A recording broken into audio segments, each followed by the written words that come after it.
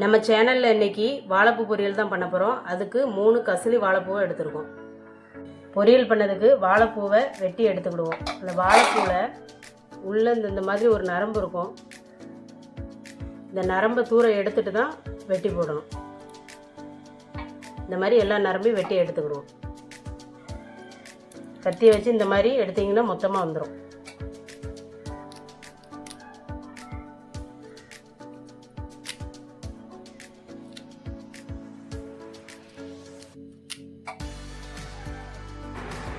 பாருங்கள், எல்லாத்துலேயுமே இந்த நரம்பை எடுத்தாச்சு. நீங்களும் இந்த மாதிரி எடுத்துக்கோங்க. சொல்ல மறந்துட்டேன், இது ஃபஸ்ட்டு இந்த பூவை உரிக்கிறதுக்கு முன்னாடி ஏதாவது ஒரு எண்ணெயை கையில் தடவிக்கிட்டு அதுக்கப்புறம் நீங்கள் உரிக்க ஆரம்பிங்க. இல்லைன்னா கை ஃபுல்லாக ஒரு மாதிரி கருப்பாக ஒட்டும். இப்போ வாழைப்பூவை வெட்டி எடுத்துருவோம்.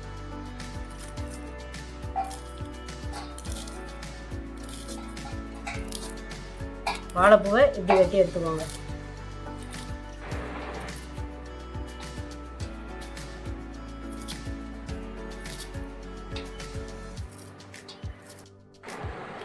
இதுதான் வாழைப்பூவோட குருத்து.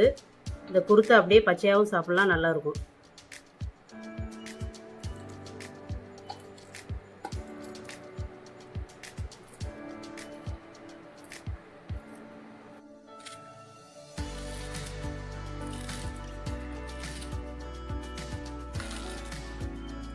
வாழைப்பூவை வெட்டியாச்சு. இப்போது தண்ணியில் கொஞ்சம் உப்பு போட்டு ஊற வச்சுருவோம். ஒரு அரை ஸ்பூன் உப்பு எடுத்துக்கிடுவோம். இப்போ வெட்டி வச்ச பூவை அதில் சேர்த்துருவோம்.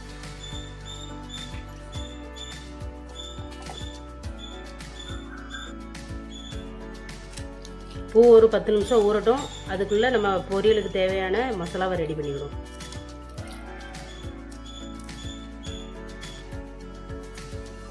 ஒரு சில தேங்காவை கட் பண்ணி வச்சுருக்கேன், அதை சேர்த்துக்கலாம். கொஞ்சமாக ஜீரகம், 2 மிளகாய். இதை குறகுறப்பாக அரைச்சி எடுத்துக்கிடுவோம். இந்த மாதிரி குறகுறப்பாக அரைச்சி எடுத்துக்கோங்க. 10 நிமிஷம் ஆயிடுச்சு. இப்போ வாழைப்பூவை கழுவி எடுத்துக்கிடுவோம். வாழைப்பூவை ஏன் தண்ணியில் போட்டோன்னா அது கொஞ்சம் துவர்ப்பாக இருக்கும். இப்போ உப்பு தண்ணியில் போட்டோம்னா கொஞ்சம் துவர்ப்பு கம்மியாக இருக்கும்.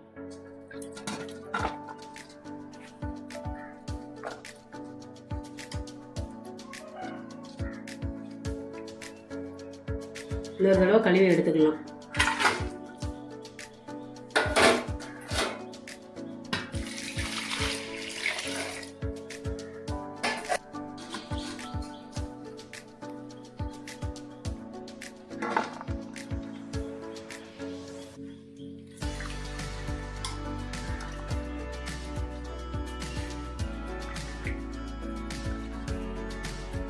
அடுப்பை பற்ற வச்சு தாய்ச்சி வச்சுக்கலாம்.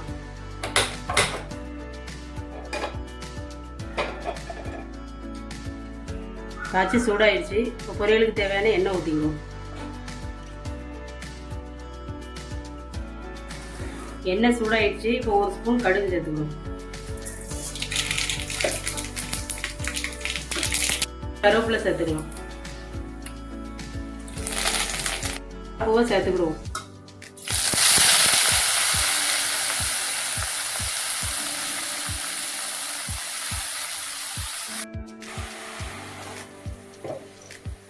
கிண்டி விட்டுருவோம்.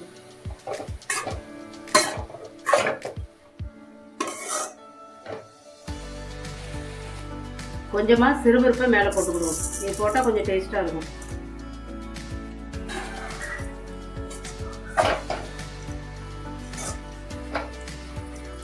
ஒரு 10 நிமிஷம் மூடி வச்சிருவோம். இப்போ திறந்து பார்த்துருவோம்.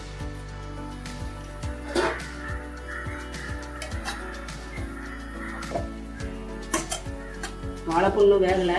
இன்னும் ஒரு 10 நிமிஷம் ஆகட்டும்.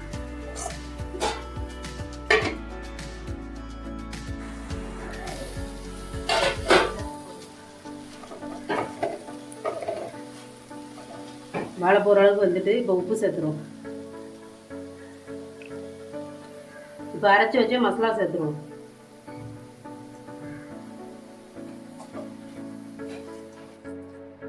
மசாலா வேகட்டு ஒரு 5 நிமிஷம் மூடி வச்சிருவோம்.